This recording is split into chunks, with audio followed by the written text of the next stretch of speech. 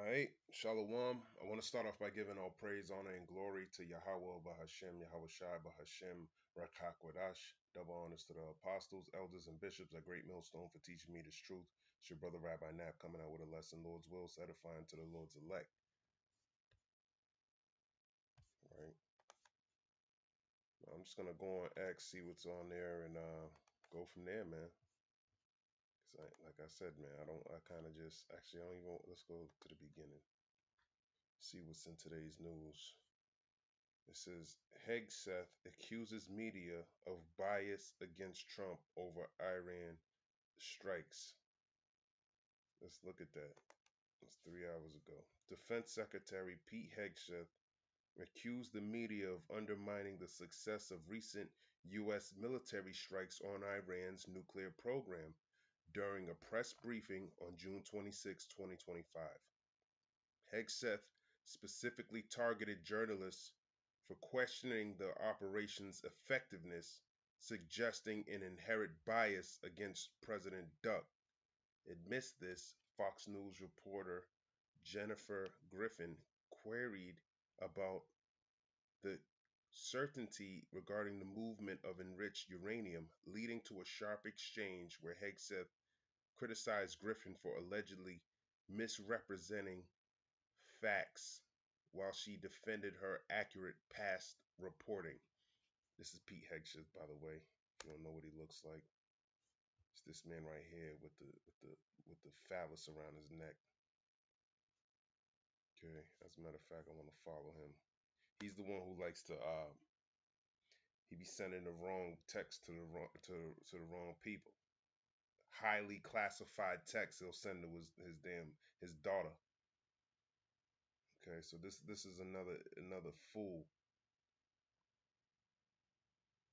Actually, I don't know why he sent those texts. It could have been sent from anywhere, but I think it's kind of funny. It keeps happening with him. But he's defending Duck. That's what he's supposed to do. Duck don't want nobody around him who ain't fucking defending him. Let's see what he says. And I mean specifically you, the press. Specifically you, the press corps.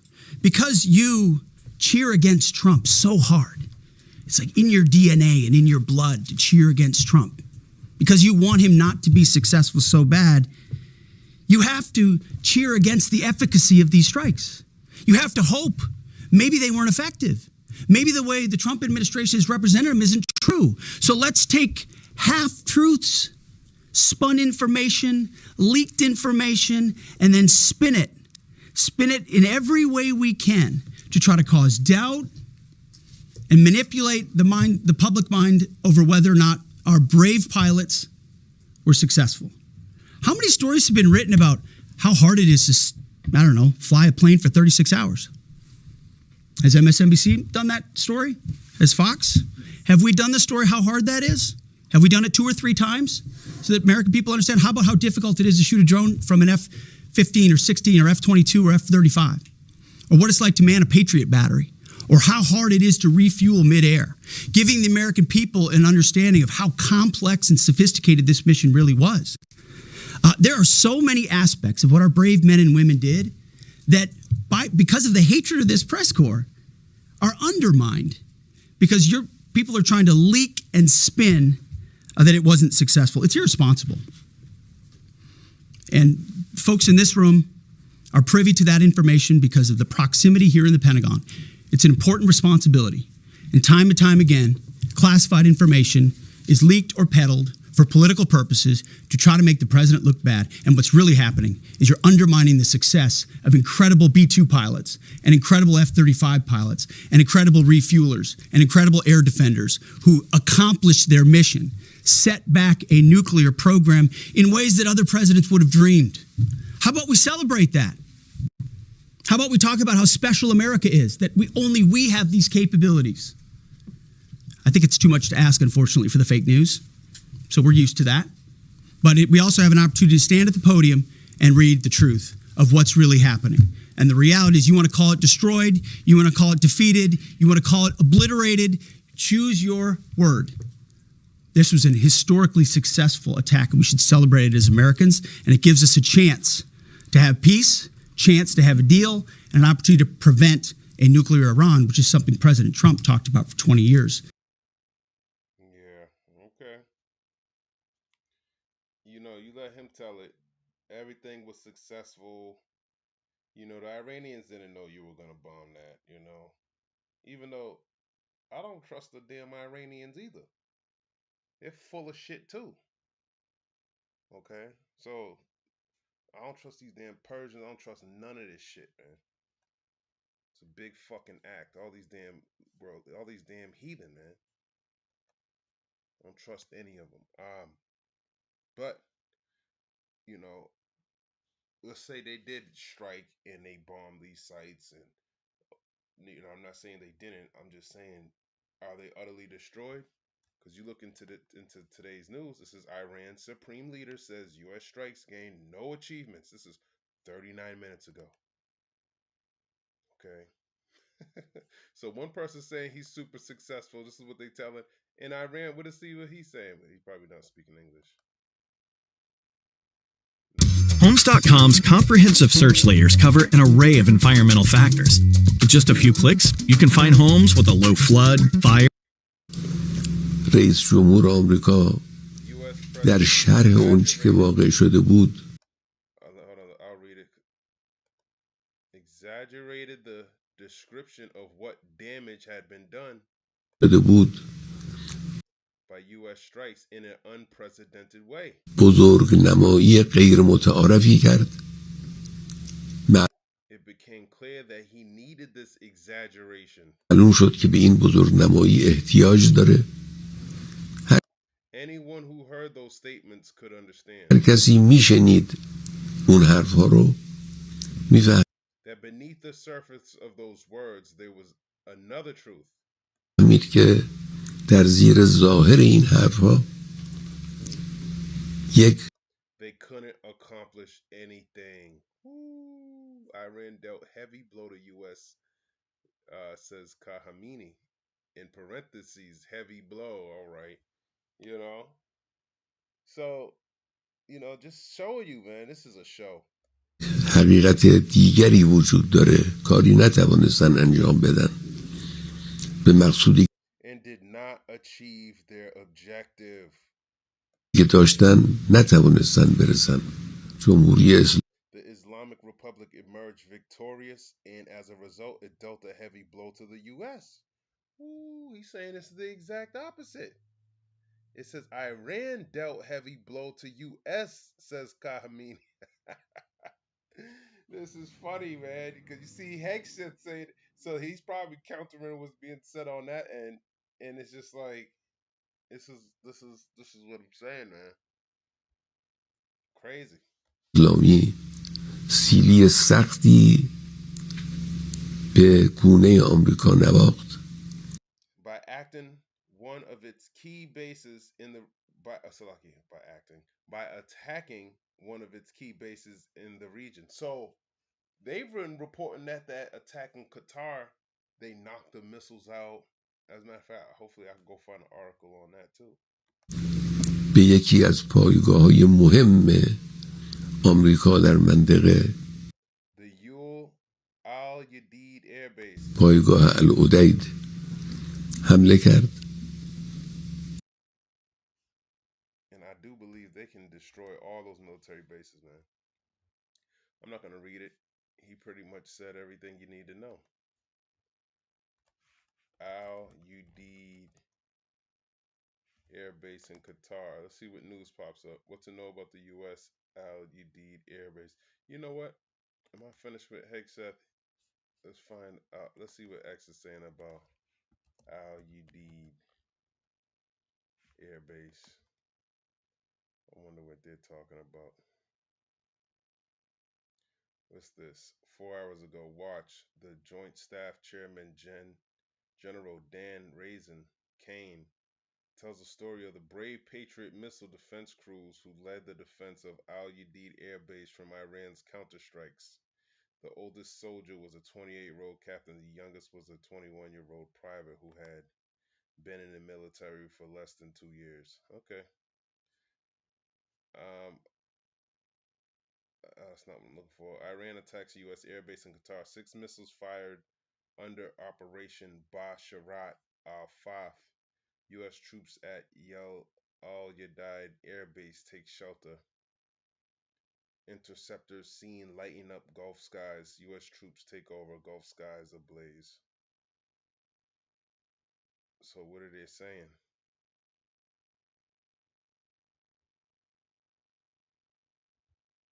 Let's see what is in the region. That morning, building on the work that CENTCOM Commander Eric Kurilla had done, and on the orders of the President, Al Udeid Air Base in Qatar and around the region, we assumed a minimum force posture. Most folks had moved off the base to extend the security perimeter out away from what we assessed might be a target zone, except for a very few Army soldiers at Al Udeid. At that point, only 2 Patriot batteries remained on base, roughly 44 American soldiers responsible for defending the entire base. Let me see what this Patriot battery is. They keep saying, man. Patriot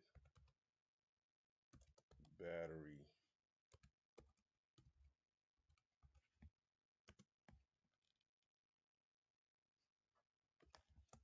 U.S. military.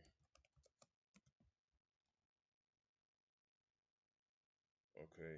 The U.S. military Patriot system is a ground-based all-weather air and missile defense system. A Patriot battery, the basic firing unit, consists of a radar set, engagement control station, power generator, launchers, and other support vehicles. These batteries are crucial for defending against a variety of threats, including aircraft and tactical ballistic missiles and cruise missiles. Let me see what it looks like. Oh, that's the Patriot battery. Weird name. To include CENTCOM's forward headquarters in the Middle East, an entire air base, and all the U.S. forces there. The oldest soldier was a 28-year-old captain. The youngest was a 21-year-old private who'd been in the military for less than 2 years. So let's put ourselves out there for a second. Imagine you're that young first lieutenant, you're 25 or 26 years old, and you've been assigned as the tactical director inside the command and control element. You, at that age, are the sole person responsible to defend this base. Listening next to you is your early warning operator whose job is to notify you of imminent attack. There's 5 people inside a vehicle and 5 people outside of a vehicle around these, a total of, as I said, 44. By the way, you've sat in the Middle East for years, deployed over and over again, extended multiple times, always being prepared, but unsure of when that particular day will come that you must execute your mission and not fail at doing it. In this case, these Patriot crews were deployed from Korea and Japan as part of our U.S. forces there to ensure that we had the most capable missiles in the CENTCOM area of responsibility. Hold on. Didn't they call and let them know? I read an article. Let me just find it. Did Iran warn Qatar about possible airstrike? Why Iran possibly warned Qatar about its attack ahead of time? So, how would you know? Trump says CBS News. Iran gave early notice about counterstrikes on U.S. base in Qatar. Let's just go into it, man. I want to thank Iran for giving us early notice. we can. All right, let me read it from the top. President Duck said Monday the Iranian government offered early notice. The hell? About a series of missile strikes that targeted the U.S. Al Udeid, whatever, air base in Qatar, downplaying Iran's response to the U.S. bombing of 3 Iranian nuclear sites over the weekend as very weak. That's funny because I said that too. How you gonna call and tell me that? But he's talking about their attack on those nuclear sites. I want to thank Iran for giving us early notice, which made it possible for no lives to be lost and nobody to be injured, Mr. Trump wrote in a Truth Social post. As a fact, let's see what he said on Truth Social today. People saying he's getting results. Fake news reporters from CNN and New York Times should be fired immediately. Bad people with evil intentions. We just saw that. The NATO summit yesterday was great, the most unified and productive in history. A wonderful day with incredible and caring leaders that agreed to 5% gives NATO real power. So he's not really, I probably got to go down more, but I want to finish reading this. The president did not specify how much early warning Iran gave or how the warning was delivered, but Mr. Trump's message seemed to confirm speculation that Iran could telegraph its plans for retaliation in advance, giving the United States a chance to minimize the damage and avoid an escalation. Ooh, yo, I'm telling you, man. This is it sounds crazy as hell to me. Maybe not to everybody else. That they're sharing information on what it's like chess, man. Hey, I'm gonna bomb this, that, and the third, and that warning is to instead of it, because if you just bomb it, then it just escalates the living hell out of it. Okay. As a matter of fact, let me grab a precept. I'm talking too much, but that precept made me think of Revelation. I have a couple precepts, chapter 7, and 1. And after these things, I saw the 4 angels standing on the 4 corners of the earth, holding the 4 winds of the earth, that the wind should not blow on the earth, nor on the sea, nor on any tree. So what's going on here is there's a spiritual aspect to why these things are happening the way they do. It might sound funny, but when you look at it spiritually, you'll understand that the Lord is the one controlling all these things, okay? And his angels are holding back this wind, and it's going to explain why. Revelation 7 and 2, and I saw another angel ascending from the east, having the seal of the living God. And he cried with a loud voice to the 4 angels to whom it was given to hurt the earth and the sea. So there's angels that they're here to just let the vials pour, man. Let the wrath of God be done. Okay, but then you have an angel saying, hold on. Okay, hold up. Wait a second. All right. And then it's going to say why. Saying, hurt not the earth, neither the sea. Meaning, don't send these thermonuclear, don't escalate it to a point where it's utter destruction. Nor the trees till we have sealed the servants of our God in their foreheads. So this word needs to still go out. All right. So we still got a job to do is the point. Okay. And that's why these things are happening. It's not all, it seems fake, but sometimes when you look at it carnally, it'll never make sense why you would warn them about this. Now I'm glad that I read this because then it shows you, that it makes you think when you're watching Wells praying and studying, these precepts will pop up and it's clear as day. It's clear as day. It's all the Lord, man. This word, he wants this word to still go out. And this is what matters more than anything else. And that's why Esau is going to be trying to stop this word from going out, because they can tell by the escalate, because they know Babylon. They know, when it's going to be time to hit. So he's still in his pride. You reading this article, you can kind of see it, but through the spirit, you can feel it, man. Even the things that's Pete Hegseth is saying, man, it's all coming. The picture's getting clearer, but you just got to stay focused on the scriptures. Okay. Just got to stay focused. The president did not specify how much early warning Iran gave or how the warning was delivered, but Mr. Trump's message seemed to confirm speculation that Iran could telegraph its plans for retaliation in advance, giving the United States a chance to minimize the damage and avoid an escalation. You getting played like a fiddle, man. And this is why what's his name was saying what he was saying. This is why he was saying that. Okay. You think you did something, but he's saying he did a heavy blow over there. So hey man, I don't know what the hell's going on, because Pete Hegseth is saying a completely different thing, making me think of Isaiah 44 and verse Isaiah 44 and verse 24. Thus saith the Lord thy Redeemer, and he that formed thee from the womb. I am the Lord that maketh all things, and that stretcheth forth the heavens alone, that spreadeth abroad the earth by myself, that frustrated the tokens of the liars. Okay, this is Esau. He's frustrated. Yeah, you can lie, but the truth of the matter is that you're not as successful as you are. You say you are, and maketh diviners mad. Yeah, your diviners, you making them mad because they said it was going to be a success when you go blow these things up, but the other side's telling you that that's not the case. Okay, so this is making his diviners mad because they told him, no, this is gonna work. This is why he did it. He got counsel, he executed it.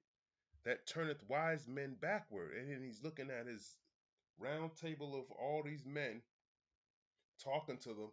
They're giving, no, listen, if we hit this, that, and the third, if we do it now, the enrichment of the uranium's not at 90%. We can get them while it's low and the 65%, wherever it is below nuclear capability. This is the time to do it. If we don't, maybe they can have one created within the next week or two. So we need to strike now. Okay. And this is what his wise men are telling them, but this is backward. Because and honestly, I think they already have it, and make it their knowledge foolish. Okay, made it foolish, man. Because the way that Iran did it, according to the articles and things like that, they're explaining, they're telling you that what they're going to do before they do it. But him, before he bombed it, he was saying, "Oh, I'm thinking about it," or "I don't really know." Then boom. So he was just lying about the shit. So it shows you how they both operating through the spirit, man. He's trying to use deception, and they're being straight up, showing you, telling you where they're gonna hit. And then that's way more. It's a little more scarier when they telling you that. That's how you know it's the Lord. It's the Lord, man. Okay, and that's why we see the difference between the two. Esau is being a devil, but the Lord he's just he's just doing such a great job, man. He's doing such a great job. That confirmeth the word of his servant, and performeth the counsel of his messengers, that saith to Jerusalem, thou shalt be inhabited, and to the cities of Judah, ye shall be built, and I'll raise up the decayed places thereof. Okay, so that's what he's gonna do. All right, he's gonna raise up uh the Israelites, man. First and foremost, before the land, this is why that word's going out. Okay? That saith to the deep, be dry, and I will dry up thy rivers. That saith to Cyrus, he is my shepherd, and shall perform all my pleasure, even saying to Jerusalem, thou shalt be built, into the temple, thy foundation shall be laid. So, he had Cyrus, which is the Persians. Okay, he raised them up to establish, to allow Jerusalem to be built. He didn't allow these heathen nations to, he made a decree so that Jerusalem can be built. And just like now, who's in the through the Spirit, you see who we got, who he's fighting up against, man. Persia. Okay, right now we're the what's going on right now? We're building up Israel, man. Same thing. Okay, it's the same thing. All right. I'm going to relive it. Let's go to the next one. Isaiah 45:1. Thus saith the Lord to his anointed, to Cyrus, whose right hand I have holden to subdue nations before him, and I will loose the loins of kings to open before him the two-leaved gates, and the gates shall not be shut. I will go before thee and make the crooked places straight. I'll break in pieces the gates of brass and cut in sunder the bars of iron. And I will give thee the treasures of darkness and hidden riches of secret places, that thou mayest know that I, the Lord, which called thee by thy name, am the God of Israel. For Jacob my servant's sake, and Israel mine elect, I have even called thee by thy name. I have surnamed thee, though thou hast not known me. Yeah, so that's why he's calling Cyrus like a shepherd, or he's calling him his elected, his like an elect. He's appointed to do something right now. He was the one that was appointed to before time to bring forth, to allow Israel to rebuild the second temple. Same with these kings that are in position today. They are the men who are appointed to bring forth whatever the Lord wants them to bring forth. Okay, same thing. All right. So where was the? Am I finished with that? Hours after Qatar strikes on Monday, Mr. Duck announced Israel and Iran had agreed to a ceasefire starting at midnight ET, less than 2 weeks after Israel began striking Iranian targets. So what the fuck? So they're getting used to, it's showing you Isaiah 48:22. There is no peace for the wicked. Okay, and the breaking of the ceasefire. Who's breaking it? Okay, they're breaking it. All right, and Iran responded with missiles. So they're, hey man, we're gonna respond. Neither Israel nor Iran has commented on a ceasefire. Diplomatic sources told CBS News that Monday's counterattack from Iran was expected and calibrated, and U.S. Qatari officials met over the weekend to prepare. So, hey man, Iran warned of all-out war last week, but Trump says time for peace. Yeah, man. So this is what's going on in this world, man. Silliness. Silliness, man. As a matter of fact, I'll just read this little um, small portion since I'm already here. It says, to move to give advance notice echoes Iran's 2020 strikes on a U.S. military base in Iraq in retaliation for the Trump-ordered killing of Islamic Revolutionary Guard Corps head Qasem Soleimani. So they've been telling them ahead of time since Qasem Soleimani. Iraq's prime minister at the time said Iran gave him advance notice of the strikes, which did not kill any American service members, though more than 100 were diagnosed with traumatic brain injuries following the strikes, the Pentagon said at the time. And I remember when they did that, and they were trying to say that didn't even that wasn't a big deal. Then it was found out that the ricochet, whatever bomb they used, it didn't directly hit him, but the ricocheting or some aspect of it caused the brain injury, man. Like concussions, like crazy concussions, and I don't even remember them really getting into it. But it's a traumatic brain injury, so who knows what type of shit they got nowadays, man. Where just being exploded would have been better than actually surviving it and getting some fucked up shit in your head, man. That's crazy. Mr. Trump said Monday's strikes caused very little damage. And it's the same little thing they were saying about this incident. This is why if you don't really watch, you're not gonna, these certain scenarios, it's so much news, it's hard to watch it all, but a lot of it is from your watching is what's gonna make all these things make sense. Mr. Duck said Monday's strikes caused very little damage. Most of the missiles fired at Al Udeid Air Base in Qatar were shot down and hardly any damage was done, the president wrote, describing the attack as very weak and expected. He said no Americans or Qataris were killed or wounded in the attack on Al Yadad, which houses thousands of U.S. troops. This dude is proud as hell, man. They warned you. They warned you.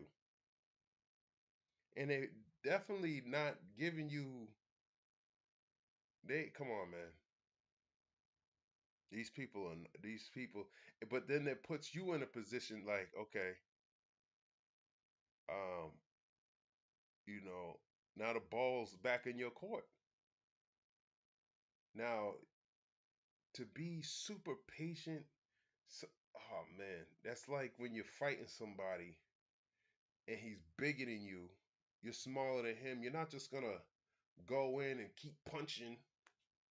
Nah, you're gonna think, how can I choke him out? How can I just stab him in his heart? You know, you want a surgical strike, right? Just like my man, what's my man's name?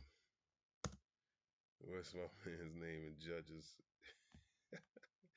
Um, I forgot his name. Let me see if I can find it. Judges chapter, is it 3? I think it's Judges. Oh, let's go to the other one.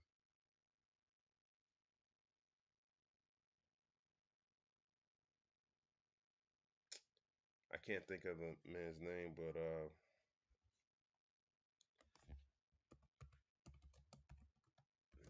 he stabbed him in his stomach.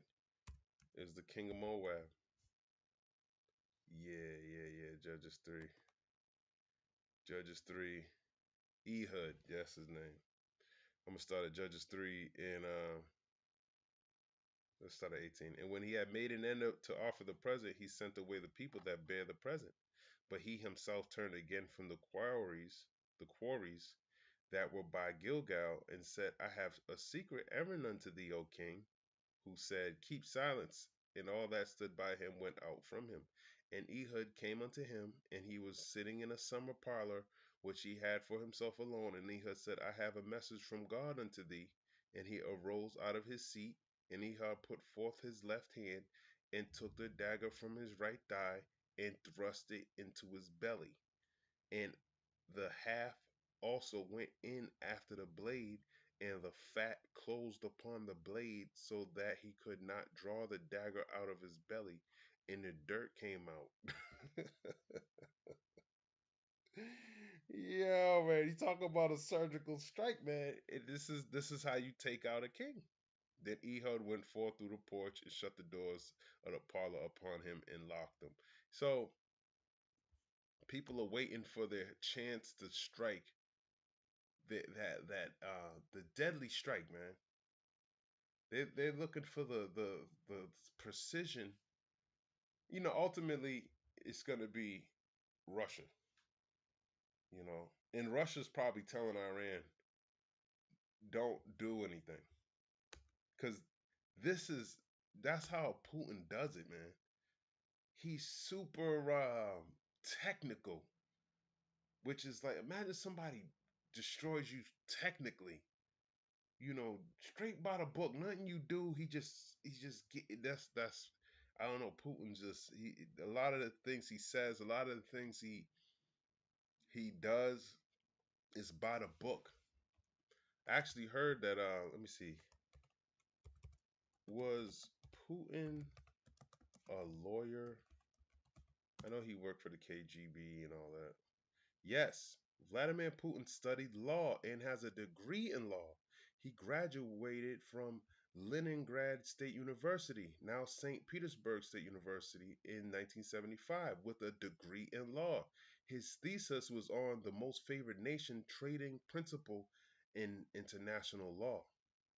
So, and especially when it comes to the Geneva Code, does Putin follow the Geneva. Is it the Geneva Convention? Probably. Yes, Russia is a signatory to signatory to the Geneva Conventions. The Geneva Conventions are a set of international treaties that set out the laws of war, particularly regarding the protection of civilians and prisoners of war. While Russia is a party to the conventions, there have been numerous reports and accusations from international bodies and human rights organizations detailing alleged violation of these conventions by Russia, particularly during the conflict with Ukraine. Okay, I guess there's alleged allegations on him. But from what I've heard is that he's very technical when it comes to I don't know if it's the Geneva, but certain, like if you do something, he tries to do things by the book is what I'm trying to say. That's why I was looking. Is it the Geneva? I don't know what book he's following if he's been accused of. But in war, how can you not be accused of humanitarian crisis? I mean, this dude be, it says they be doing hits supposedly. But anyways, I couldn't find exactly what I'm looking for. But he's a lawyer, and when it comes to certain things, he does it um according to the laws that are in place. Okay, so what I'm trying to say, he's very smart, man. All right, there's some logic behind this madness, and I think it's coming from him, because Iran, I'm sure if it was up to them, they would have been bombed Israel, and not in. They're willing to. I don't know if Iran themselves, but you know, Ishmael damn sure would. Ishmael would. He'd blow you up, and he don't give a fuck. Ezekiel. Okay, 38. And the word of the Lord came unto me, saying, Ezekiel 38:1, and Ezekiel 38:2, Son of man, set thy face against Gog, the land of Magog, the chief prince of Meshach and Tubal, prophesy against him, and say, Thus saith the Lord God, Behold, I am against thee, O Gog, the chief prince of Meshach and Tubal, and I will turn thee back and put hooks into thy jaws, and I will bring thee forth in all thine army, horses and horsemen, all of them clothed with all sorts of armor, even a great company with bucklers and shields, all of them handling swords. Persia, Ethiopia, Libya with them, all of them with shield and helmet. Gomer and all his bands, the house of Togarmah of the north quarters and all his bands, and many people with thee. Be thou prepared and prepare for thyself, thou and all thy company that are assembled unto thee, and be thou a guard unto them. Okay, so this is what I'm saying, him being a guard unto them. Let's look at this word guard. Be thou a guard. Place of confinement, a prison, a watch, okay, observance, jail, prison, guard house, guard post, acting of guarding, observances. What's the Chaldee lexicon say? A station of a watch, custody, okay, that which is guarded, keep thy heart above all things which are to be guarded. Observance, that which is observed, a right. Okay, one who is observed, to whom reverence is due, used of a ruler. Ooh. You know, when you read Daniel, the 8th chapter, it says one horn was higher than the other. That's when the Persians were higher than the Medes, but now the Medes' horn is higher than the Persians. Okay, and Russia's bigger than what ancient Persia had, man. Russia is big as hell, man. You look at Russia on a map, man, the Medes are on a very, very, very high level. Way higher than any other nation, pretty much. And they're sitting on trillions of raw material. So they can go to war for a long time, man. think it was like 75 trillion, something crazy.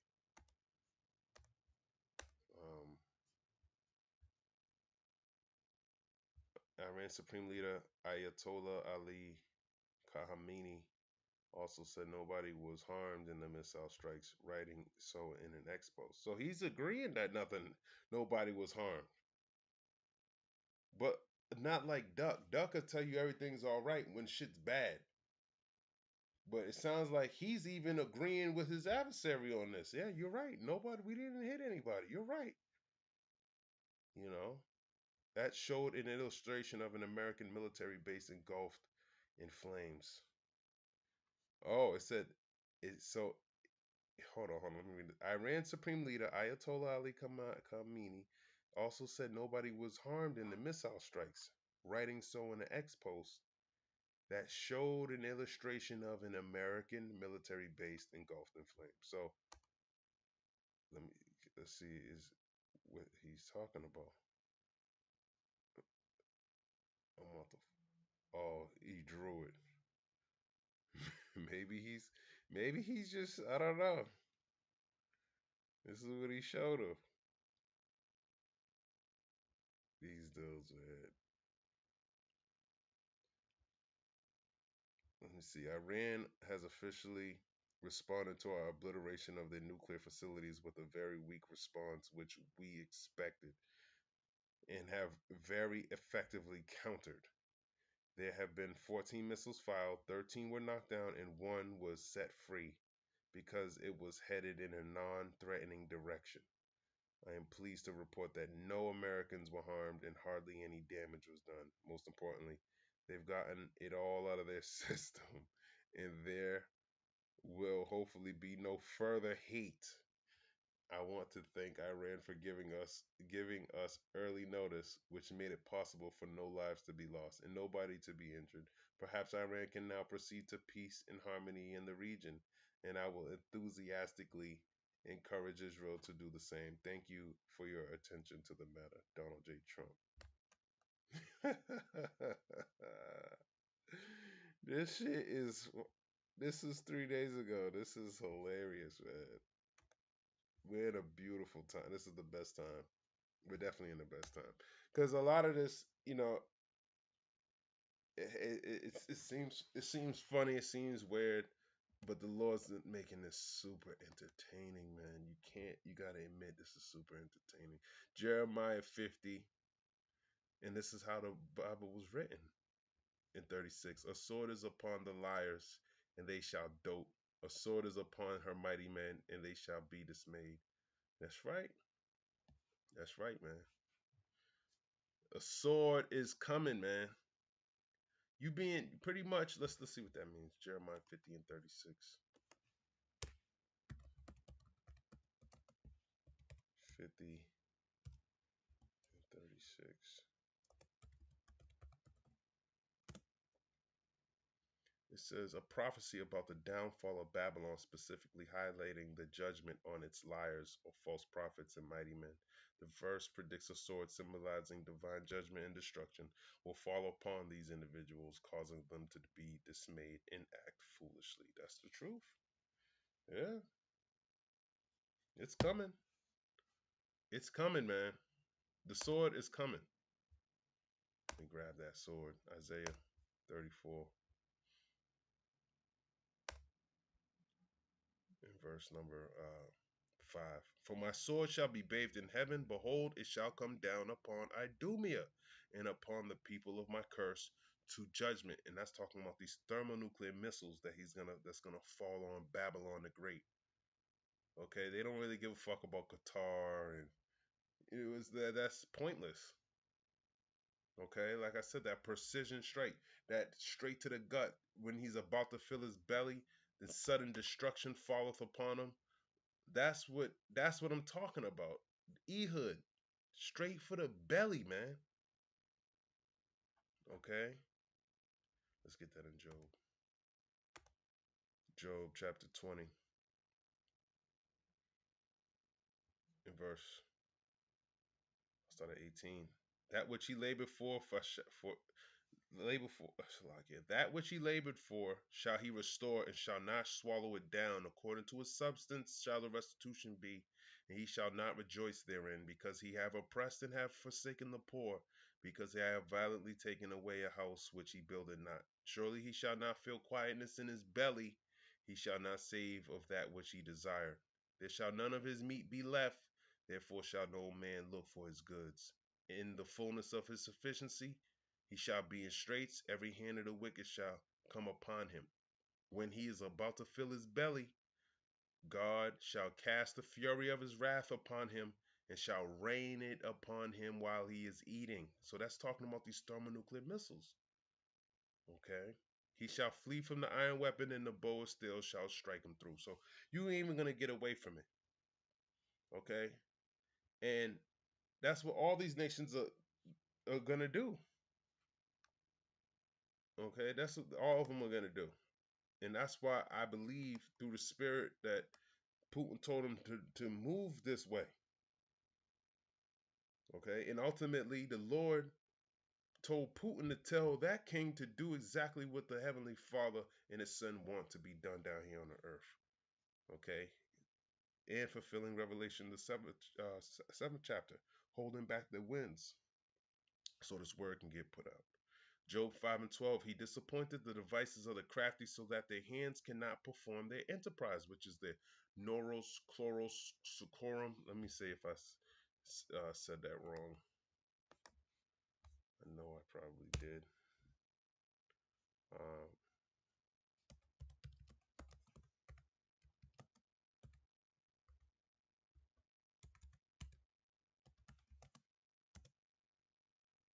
uh,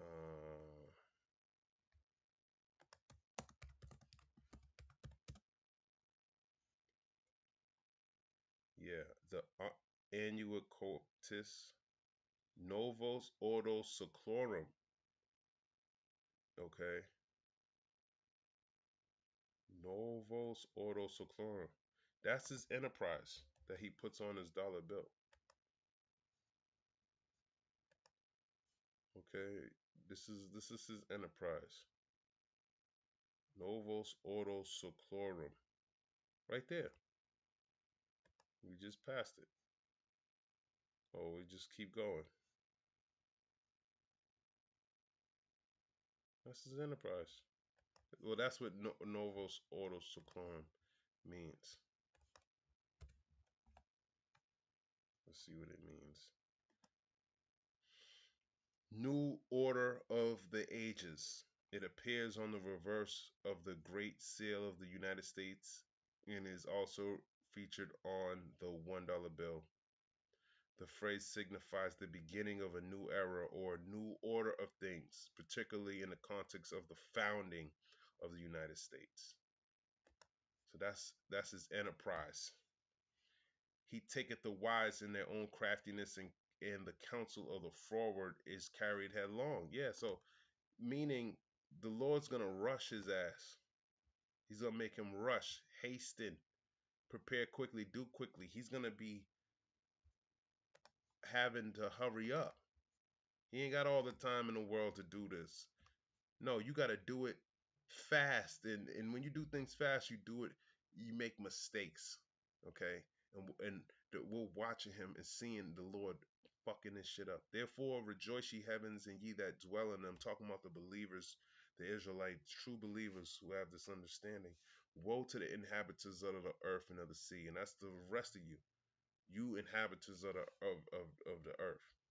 We inhabit the earth also, but the Lord has an elect that he's going to deliver. But woe meaning death and destruction to you. For the devil, talking about Esau, even the so-called white man, is come down unto you, having great wrath. Why? Because of the blessing. Okay? Because he knoweth that he have but a short time. He's mad about the blessing. Genesis 27 and verse 41. And Esau hated Jacob because of the blessing wherewith his father blessed him. And Esau said in his heart, the days of mourning for my father are at hand, then will I slay my brother Jacob. He's never slayed his brother Jacob, so this is the time at the end. This is the time, man. This is the time when he's going to fulfill that lust that he had since the beginning. Okay? He wants to slay you because of the blessing. And that's why we keep warning you, telling you that y'all are the Israelites. 1 Corinthians 1 and 18, for the preaching of the cross is to them that perish foolishness, but unto us which are saved it is the power of God. For it is written, I will destroy the wisdom of the wise and will bring to nothing the understanding of the prudent. Where is the wise? Where is the scribe? Where is the disputer of this world? Have not God made foolish the wisdom of this world? He has. He's made the wisdom of this world foolish because as much as you know, you still can't understand prophecy. You still don't understand there's a God, that's why it makes all this other wisdom foolishness. When you understand the prophecies, when you understand what's gonna come to pass, then you realize this world's gonna be destroyed and nothing really matters except for the Lord and his word and his prophecy. Okay? So anyone disputing up against that, how can you dispute that World War III is right around the corner? How can you dispute that RFID microchip technology doesn't have some form of fulfilling Revelation 13 and 16? How can you dispute these things? The only way you can dispute it is if you're paid, you're just a demon and a reprobate, and your lot is to be destroyed, man. Ultimately, that's it. Because if your lot ain't thinking about how can I be delivered, that's when you really got it, man. That's when you truly believe, because you're gonna be acting, you're gonna be trying to grab what really matters. You're gonna be trying to get that that pearl. Okay. Is it Matthew the 6th chapter, I believe. Matthew 6 and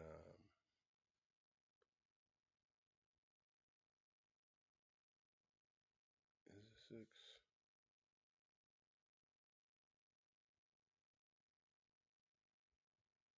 Salakia. I'm thinking of a precept in something about a pearl in Matthew. I think it. Yeah, it's 13. Who when Matthew 13 and yes, in 45. Again, the kingdom of heaven is like unto a merchant man seeking goodly pearls, who when he had found one pearl of great price, went and sold all that he had and bought it. So if you believe in his truth, you see the value in it. Okay? That you're gonna invest in that land. You're gonna invest in this truth. Because instead of going to college and trying to invest in this system and make it real big, and not to say that you can't do that. It's just that you're gonna invest in what you believe. You're gonna put more of your investment into what you believe has the most value. Okay? And the prophets understand that it's this truth that has the most value. There's nothing that can be compared to it. Okay? And that's what makes the wisdom of this world foolishness. Isaiah 29 and 14. Therefore, behold, I will proceed to do a marvelous work among this people, even a marvelous work and a wonder. For the wisdom of their wise men shall perish, and the understanding of their prudent men shall be hid. Exactly, man. Talk about Esau. Woe unto them that seek deep to hide their counsel from the Lord, and their works are in the dark, and they say, who seeth us and knoweth, and who knoweth us? Yeah, the Lord sees you. He sees everything that Esau's doing. That's why you're going to be confounded. Surely your turning of things upside down shall be esteemed as the potter's clay. Yeah, Esau turned everything upside down. Okay? For shall the work say of him that made it, he made me not? Or shall the thing framed say of him that framed it, he had no understanding? No. No. Of course he had understanding. The clay doesn't say anything to the potter, man. But that's kind of what Esau is doing, because the Lord gave you a mouth to speak. But it's the same thing. You're a fool. You know you were created, and you can't do nothing other than the will of the Lord. Jeremiah 51 in verse 57, and I will make drunk her princes and her wise men, her captains and her rulers and her mighty men, and they shall sleep a perpetual sleep and not wake, saith the King whose name is the Lord of hosts. Yeah, you're going to sleep a perpetual sleep, man. You're going to be destroyed. Okay? But you're not gonna be able to, you're gonna be drunk with whatever madness the Lord got you drunk off of. Okay? Let's get that in. Curious to see what they're gonna say. Jeremiah 50 describes the utter defeat and demise of Babylon's leaders and mighty men. The verse uses vivid imagery portraying them as being made drunk with divine wrath, leading to a perpetual sleep from which they will not awaken. This signifies the complete and irreversible downfall, highlighting God's sovereignty and over nations and the futility of human pride and power against his judgment. Yeah, you can't do nothing against the will of the Lord, man. Okay? You can't do nothing against it. 1 Corinthians chapter 3, verse 19. For the wisdom of this world is foolishness with God. For it is written, he taketh the wise in their own craftiness. Yeah, he's giving you everything you need to destroy yourself. Everything. And he's making your enemy. Oh, I'm going to tell you what I'm going to hit. It's just so you can be more emboldened in your pride, man.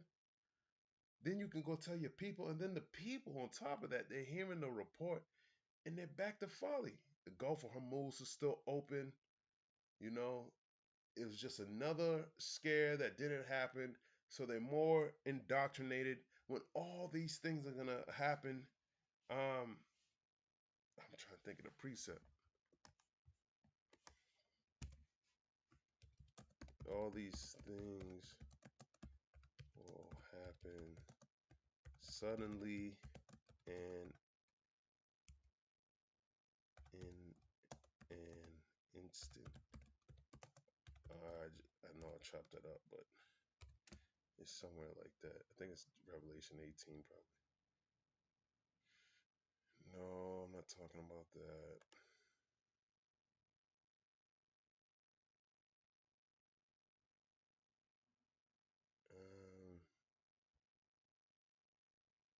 What's this?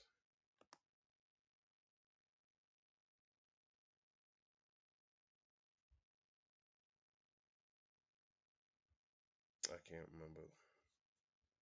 But that's how the Lord's judgment is going to come, man. I can't think of the precept right now. Actually, First Thessalonians 5 sounds about right. 1 Thessalonians 5 and 3. For when they shall say peace and safety, then sudden destruction cometh upon them as travail upon a woman with child, and they shall not escape. Let me see. Let's see what suddenly. Actually, I can't even think of the precept.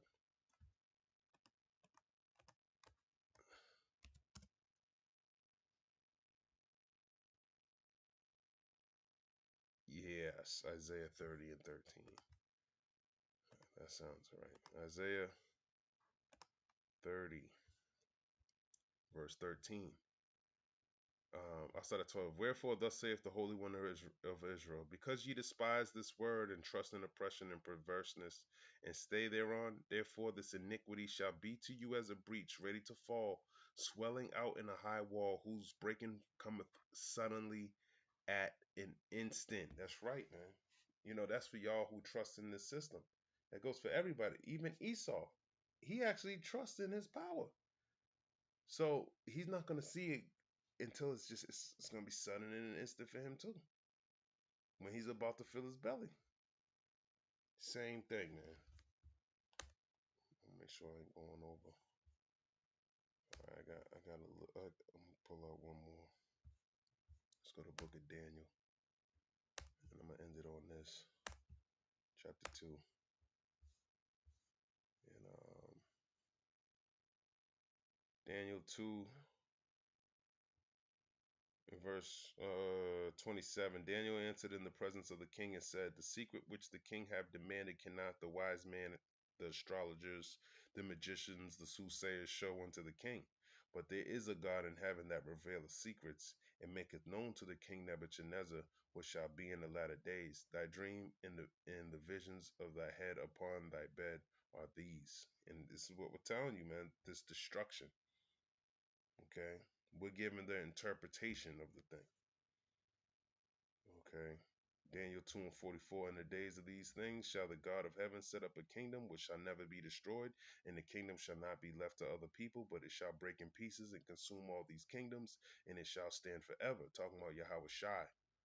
Okay, he's going to be reigning with the nation of Israel. He's going to set them up, being joint heirs with him, his elect, and the rest of his people. Okay, including the 2/3. They're going to be righteous, man. Daniel 2:45. For as much as thou sawest that the stone was cut out of the mountain without hands, and that it brake in pieces the iron, the brass, the clay, the silver, and the gold, the great God have made known to the king what shall come to pass hereafter, and the dream is certain, and the interpretation thereof sure. And I'm ending right there. Lord's will, that was edifying. I want to give all praise, honor, and glory to Yahweh, Bahashem, Yahweh Shai, Bahashem, Rekhakwadash. Shalom.